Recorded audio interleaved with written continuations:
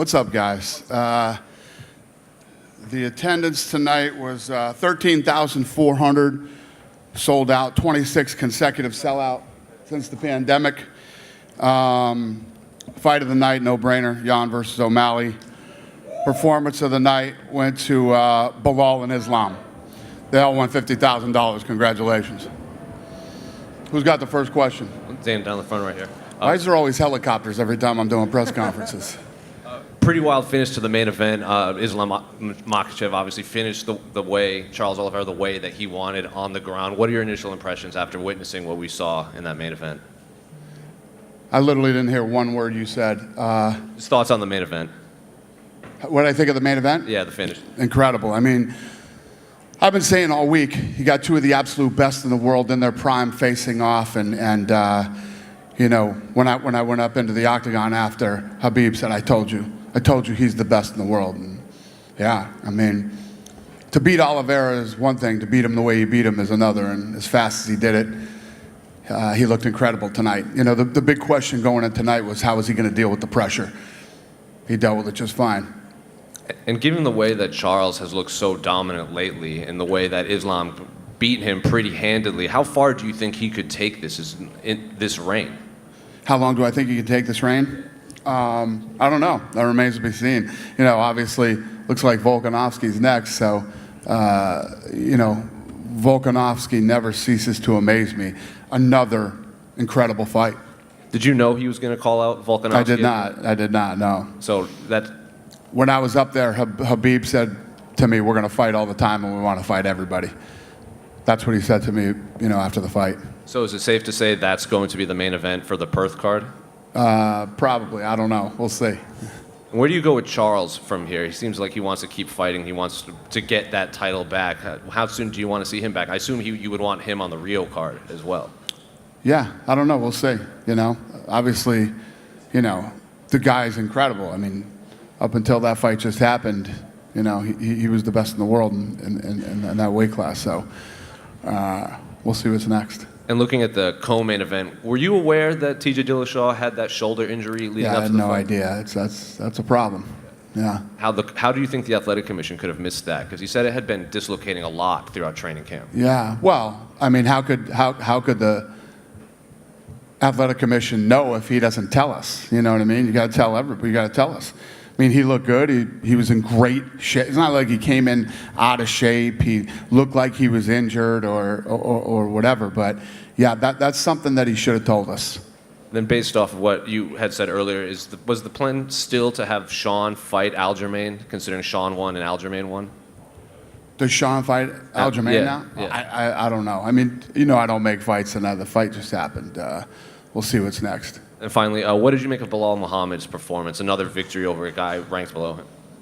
Performance of the night. Yeah, he looked great. He looked incredible. Dana, what do you think of... This is insane. They just do it to mess with you at this point, I think. What did you think of Sean O'Malley's performance? You know, some people think the judges got it wrong. I'm curious about your assessment of it. Did you think he won the fight, and what did you think of his performance? What did you think of Sean O'Malley's win? Yeah, well, we discussed this going into this fight. Lots of people were like, you know, why are you giving him this fight? It's too soon. He shouldn't be taking this fight. Sean Shelby was right. Did you think he won the fight? Some people are saying Peter Yan should have got the decision, but did you think O'Malley won? How did you score it? It was one of those razor-thin, close fights. I could see people saying Yan won the fight. I could see people saying O'Malley won the fight. It's all. What's weird is it wasn't the way I thought it was with the judges' scorecards. I thought, depending on who you gave the first round to, determined who won the fight. But that was not the case, apparently. There was an incident cage side with Khamzat Chimaev. I don't know if you've heard about that, and if you have, what can you tell us about it? The guy, you know, boy, I mean, what do I even say about that? It happens, and especially with him. It happens. Any other questions? Yeah. Do you know why Khamzat was, you know, at that proximity by the cage? Did he get... Do I know why he what? Yeah, how did he get that close to the cage, Khamzat? Like, did he go over the barrier, or? No, he was sitting on our side. Okay. So I didn't even know Khamzat was coming tonight. He was invited here by Abu Dhabi. So the seats behind me are owned by Abu Dhabi here in Abu Dhabi. Okay. Yeah. Gotcha. I wanted to ask, you guys recently put out a statement to the fighters about they can't bet on their own fights and things Right. like that. Can you talk us through the process in coming to that conclusion? Yeah, well, gambling is opening up everywhere in every state, and the people who regulate gambling don't think it's a good idea for fighters to be betting on themselves. And I agree. Was it becoming a problem? No, it just shouldn't happen. Should never happen. It doesn't look good. More optics than anything.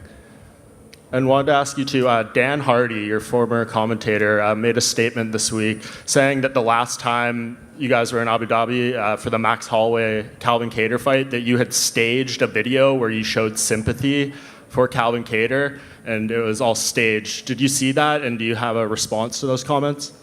I don't understand the question. He said that we did what? He said it was basically staged. He said like you had a What mic kind of sympathy for? What does that mean? to make it seem like you were showing concern for Calvin Kattar's health when you really didn't have it. In what way? Like he said you had a mic pack on and the camera was on you and it was kind of all done to show like, you know, sympathy towards the fighters. Well, I don't even know what that means, but I can tell you this: we've never staged anything, ever. And you know, we have a documentary that we filmed during COVID. That's why I was mic'd. I've never been mic'd. I was mic'd because of that. And then, are you talking about when I was talking about let's get him straight to the hospital? Yes. Do you know how many fights a week I say that to Hunter or Doc Davidson? No interviews, no nothing. That guy goes straight to the hospital. No whatever. Yeah, no, I've heard you skip post-fight media and stuff like that. 100%. I mean, you guys know how many times that's happened. I don't give a fuck what anybody thinks. So you don't ever have to worry about me staging anything. And I definitely don't give a fuck what Dan Hardy thinks. You know, Dan Hardy's a guy that was mistreating a woman who worked here, and that's why he was fired. So obviously, he's bitter, and I'm assuming that's why he would say something like that. But yeah, I mean, why would I have to stage? Were you at the Calvin Kattar fight? Yes. Should I have been concerned about Calvin Kattar? Yes. Yeah, exactly. Yeah, everybody should have been concerned about Calvin Kattar that night. I agree. Thank you. Yeah. Dana, just to your right. Yeah. So you mentioned yesterday that you're planning to do Colby versus Khamzat in March. If for whatever reason one of those two can't fight, would you consider putting Bilal up against one of those guys instead, considering his performance tonight? I have no idea. I mean, right here, right now, I don't know, but you know, I'm not thinking about what happens if somebody can't fight. We were just trying to make fights. Yeah, I have no idea. And if Volkanovski does fight Islam in February, does that mean we might see an interim featherweight title fight? If Volkanovski fights Islam in February, is it likely that we might see an interim featherweight title fight?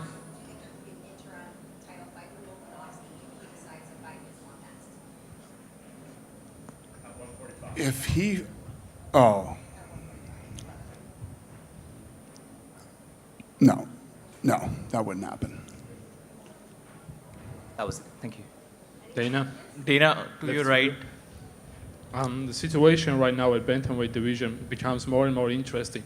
So from the point of view of Dana White, what's next for Aljamain Sterling? What's next for Aljamain Sterling? He just fought 25 minutes ago. I have no idea. So what about the whole overall the bantamweight? What do you want to see? Just your opinion. Huh? Just your opinion. Who's it? Just your opinion about the bantamweight division right How now. about Henry Cejudo? That work? You like that? Maybe. And You don't give a shit? Why are you asking me if you don't even give a shit? because he's a champion right now, and You couldn't think of any other questions? You just wanted to ask that one? so Go ahead. What's your next question? about your opinion about the bantamweight division right now, current situation. It becomes more and more interesting. What do I think so. about what? I like it a lot. Thanks. Dana, to your right. Dana, Yeah. to your right. Yep. Hey, how are you? I'm doing good. It's been an incredible event. Abu Dhabi has treated UFC very well, and a lot of fighters, when this card was being made, called out and said that they want to be on this card because of the hospitality Abu Dhabi shows. Can there be any plan in future with respect to an international fight week of sorts happening in Abu Dhabi, where we can have a fight night and a pay-per-view card, so that multiple fighters can then be a part of it? Would you ever do an international fight week here in Abu Dhabi? We've actually talked about that a lot. Yeah, the answer is yes. Thanks. Yep. Dana? Yeah. Good evening. Igor Lazarin from Citas. Hi. Thank you for the event. So, first question, maybe you know already about conflict between Abu Bakr Nurmagomedov and Khamzat Chimaev after main event. And what do you think about this behavior? Maybe UFC will make restrictions, sanctions to these fighters for this behavior. Khamzat's behavior, will he be punished or sanctioned because of it? Khamzat's behavior, will he be punished or sanctioned because of it? What did he do? They fought in. It's what we do here. It's what we do. This is a rough business. Mean things are said. Sometimes guys get into it. It's our job here at the UFC to make sure that that stuff doesn't happen. Again, we weren't right on it and didn't stop it from happening, but we got in there. Just these things happen. When you get, we have 800 alpha male and females under contract, and sometimes they cross paths at events, and these things happen. It doesn't bother me or hurt my feelings or any of that stuff. We handle it and then we move on.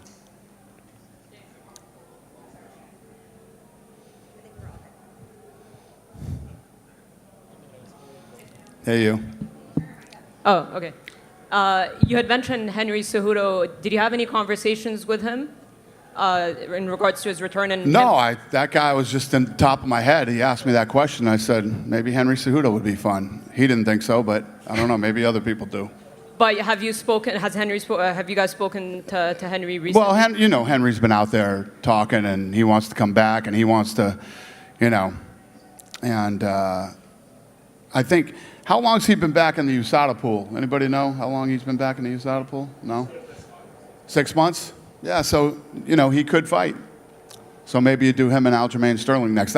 Again, everybody's going to write that I said that that's the next fight. That's what's going to be written. But I'm just saying that would be a good fight for him. I'm sure Henry Cejudo will be happy to hear that. Speaking of USADA, it appears on the database that Conor McGregor hasn't been tested this year. Would he have to complete 6 months before he can compete? Or how does that work? Yeah. So he can't return until 6 months. Right. All right. Thank you. I have a question. Good? Yep. Hey, Dana. Shadi Al-Shadi, ITP Media Group. How are you? I'm great. Great having you in Abu Dhabi. I'd like to ask you a gaming question regarding the UFC game. A lot of fans have been asking, are we going to have Arabic commentary for the next edition of the UFC game? So UFC 5, will it have Arabic commentary as well? Yeah, that's a good question. That I don't know the answer to, sir, but I will look into that for sure. And It should. Yes. It should, yes. And I would like to also request that you also add Etihad Arena as a venue, so it's playable in the game as well. Have this arena in the actual game. I'll get it done. Thank you. Yep, go ahead, brother. Hello, Daniel. My name is Vadim Tikhamirov, Match TV.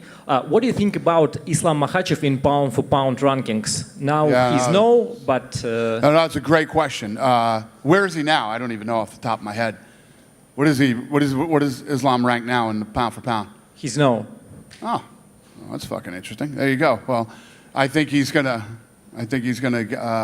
pop up pretty high on Tuesday. Yep. Yeah? Okay. We good? Thanks for coming, you guys. Have a good night.